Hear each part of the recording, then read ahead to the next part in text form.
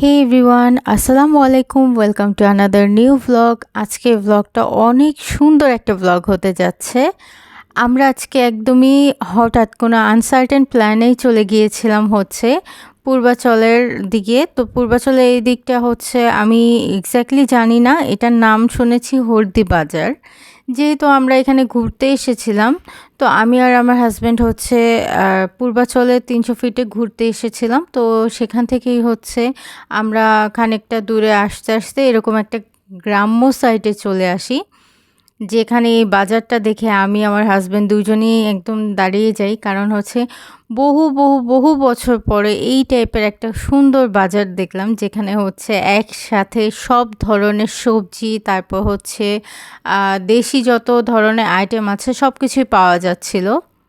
আর এই যে দোকানটা, এই দোকানটাতে এত ইউনিক চপ পাওয়া যাচ্ছিল, আমি জাস্ট দেখে তাকিয়েছিলাম আর আমার এত খেতে ইচ্ছে করছিল। ইভেন এখনও ভয়েস ওভার দেওয়ার সময় আমার খুবই লোভ লাগছে। এতটা মজা ছিল এই দোকানের চপগুলো। আর এই যে মামার দোকানটা, এইখানে হচ্ছে সবাই দাঁড়িয়েছিল মালাই চায়ের জন্য। আর আমি খেয়েছি পুরো একটা গ্লাস মালাই।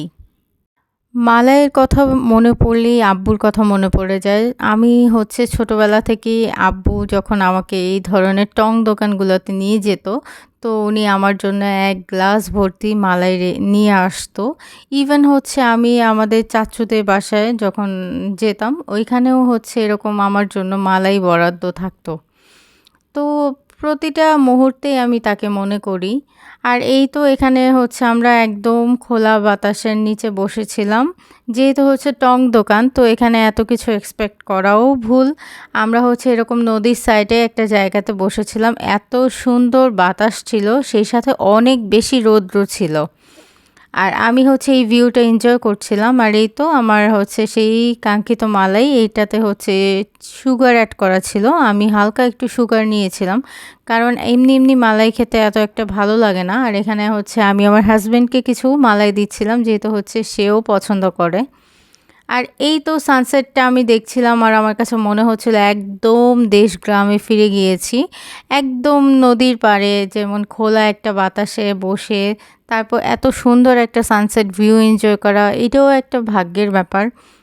সবচেয়ে বড় কথা হচ্ছে রিজিকেরও ব্যাপার। কারণ হচ্ছে আপনি চাইলেই সব কিছু সবসময় পারবেন না করতে, যদি আপনার রিজিকে না থেকে থাকে। আর এই তো এই জিনিসটা দেখে আমি এখনও মানে প্রায় হতবিম্ব। কারণ হচ্ছে এরকম এখনও হয়।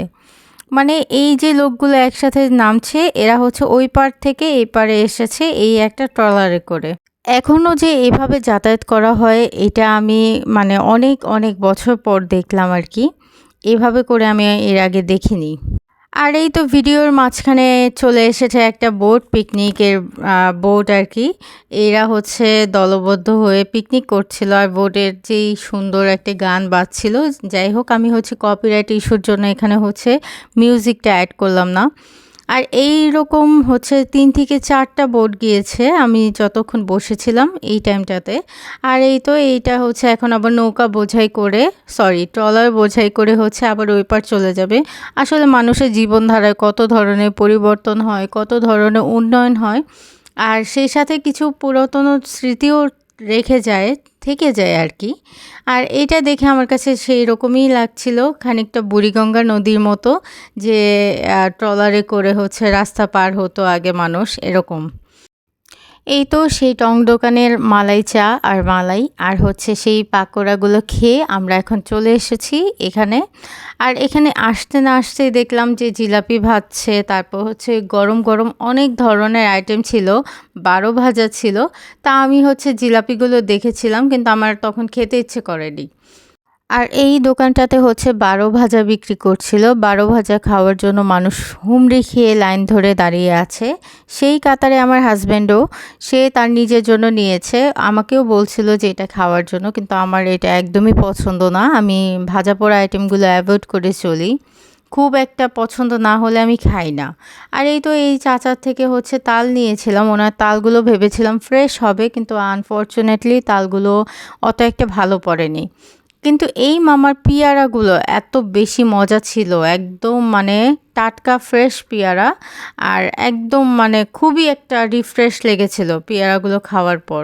সেই সাথে হচ্ছে আমি আমলকি খাচ্ছিলাম, তো আমলকি নিয়ে নিলাম আমার নিজের জন্যে। আর এই আমলকিগুলো বাসায় নিয়ে যাওয়ার পরে সবাই হুমড়ি খেয়ে খেয়েছে, এত মজা হয়েছে আমলকিগুলো। আমি ভেবেছিলাম যে আমলকি তেমন একটা কেউ খায় না বা পছন্দ করে না, কিন্তু আমার ধারণা ভুল আমি যখন বাসায় গিয়েছিলাম। যাই হোক, এখানে আমরা টুকিটাকি কিছু কেনাকাটা করে তারপর চলে যাচ্ছিলাম। আর এত সুন্দর একটা ভিউ, আমি রাস্তাগুলো এনজয় করছিলাম, সে সাথে ভয়ও লাগছিল যে এত বড় বড় মানে চারপাশে দেয়ালের মতো গাছ, তো আশেপাশে খুব একটা দেখা যাচ্ছিল না। আর এই ব্রিজটা অসম্ভব সুন্দর, এই জায়গাটাও অসম্ভব সুন্দর। কিন্তু আনফরচুনেটলি আমরা এখান থেকে বের হতে হতে প্রায় হচ্ছে সন্ধ্যা ৭টার মতো বেজে গিয়েছিল, আমরা রাস্তা খুঁজে পাচ্ছিলাম না। আল্লাহ হাফেজ সবাইকে, আসসালামু আলাইকুম।